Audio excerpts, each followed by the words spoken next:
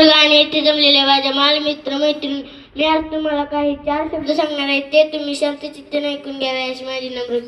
Bharat Ratna doctor Babasaheb Ambedkar यांचा जन्म 14 April 1891 रोजी मध्य प्रदेशमधील महू गावी झाला.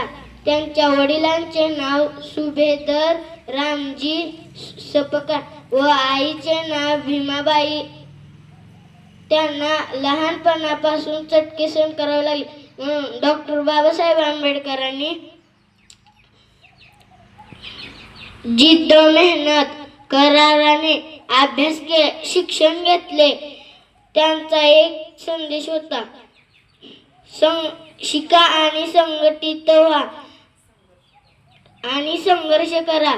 हा असा संदेश देणारे डॉक्टर बाबासाहेब आंबेडकर होते. जय हिंद, जय महाराष्ट्र.